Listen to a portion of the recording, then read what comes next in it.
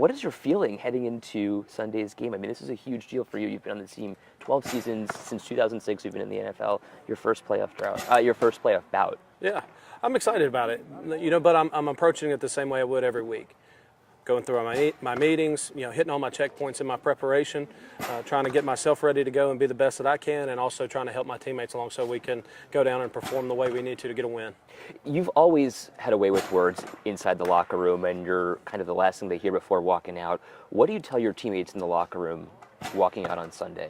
Well, we're not there yet, and I'm pretty much a shoot from the hip guy, but the gist of it will probably be what it's been all year. Let's stay true to ourselves. Let's compete the way that we compete, and let's be who we are, because that's what's gotten us to this point, and that's what's going to get us a win on Sunday. Who is this team? What is this team right now? I mean, we've been through so many different coaches only within the last 6 years. Chan Gailey, Doug Marrone, Rex Ryan, now Sean. What's the difference here, and why has Sean been able to get this team to the playoffs, but the last few coaches haven't? Well, I think we've been close, and sometimes the ball doesn't bounce your way. Sometimes you have injuries. There's a whole list of things that can happen, good or bad, that get you in or keep you out. Sean's done a great job of communicating his message, setting a standard for everybody, and everybody's bought in. We're really a resilient football team. We have a lot of guys that it means a lot to them, not only the game but their teammates, and we've seen that through the season on how they prepare and how they play the game. He's preached this daily standard of winning. What has that meant to you personally, considering your role within the locker room? Well, I think the main thing that's put on my table is always competing. No matter what we're doing, always competing to win. That way I can prepare myself, my teammates can see it, and hopefully rubs off on them. I feel like that's kind of been a pillar of my career, and then when Sean comes in and starts preaching it, you really can resonate with something that you feel like has been a part of you for a long time. He's quiet, but he walks with a big stick. He's got a lot to say. Well, I mean, a lot of guys don't hear or see what we see from the coach, and vice versa. A lot of people don't see or hear from players as much. But he commands the room. He demands a lot out of you, and he has the respect for our football team for certain. Let me ask you. I kind of want to walk back to Sunday. That 1-yard touchdown. That was a huge deal for you. Your first in your career. How does that feel for you? And talk about the celebration after. It's fun. Anytime you get an opportunity to do that, which is really out of your comfort zone or really out of what you're used to doing, it's exciting. It's a lot of fun. The celebration, we're all jumping up and down. What are we going to do? And somebody's like, oh, let's throw a bomb and I'll fall down. It totally spontaneous deal, and it worked out great. And we had a lot of fun with it. What was that for you mentally, though? I mean, you're at the 1-yard line. You've got to get this into the end zone. I mean, how did that happen for you? Well, I had two things in my mind. I didn't want to false start, and I didn't want to fumble. Everything past that was extra. It was laying out. So I took care of the first two, and then the touchdown was just extra. It was fun. Now, was that planned? Because when we heard Trey White on Mic'd Up, he's like, Kyle's a fullback. What's going on? What the hell? Yeah. And then he saw you get in, he went nuts. So we only practiced it one time during the week last week, and it was separated from the defense. So they would have never seen it. It was something quick that we hit, and we practiced on. We're like, all right, that looks good. We're going to run it if we get in a certain situation. So really the first time any of those guys saw it is when we got on the field. So you kept it a secret? Yeah, I didn't really say anything. Yeah. Wow. So it caught them off guard. They were all really surprised. Was that kind of the whole idea all along, to keep it a surprise, to keep it something that no one else would have known about? No, I just kind of think that's what happened. Okay. When it wasn't a plan. It was just kind of how everything fell. Let me ask you this also. We saw when Freddie Jackson was leading the charge a couple of weeks ago, that was a really big moment for you. You kind of walked back, you kind of stayed back, embraced him. What was that embrace like for you? It was great. He's one of my favorite teammates ever, and he was a great teammate, a great leader for this organization, and I miss him. And he and I talk a good bit. Sure. But the opportunity to see him and see him back in the stadium is awesome. We mentioned that this is the first year, in the last nearly 20 years, that the Bills have been able to get to the playoffs. What will it take to push them forward in the coming years? Well, I think if Sean McDermott's here and everybody continues to be committed to his standard and the way that we prepare, the way that we work, you continue to add talent with Brandon Beane, bringing guys in, I think that it can be a snowball effect of guys buying in and just continued success for the organization. You're also taking on your former coach in Doug Marrone this coming Sunday. What is going through your mind in terms of playing somebody who you played for?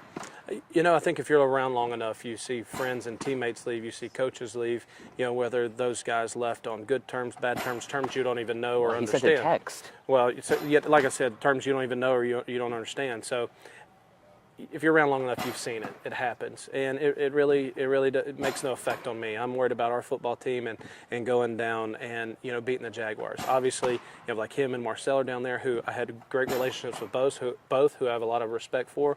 But at the end of the day, it's about our football team and going down and trying to get a win. Do you shake his hand? Are you guys on good terms? Yeah, sure, all of those guys. I also want to talk about Sunday's game too, just kind of the Andy Dalton pass that to Boyd that put him over the edge and you guys into the playoffs. We were watching you in the locker room. We saw you with your boys. What was that moment like for you? It was awesome. Just trying to be grateful in that situation, and it was just even better to be able to share that moment with my sons and have a great time and them know what's going on and being able to celebrate with our team. As a dad, how do you balance that life at home and on the field?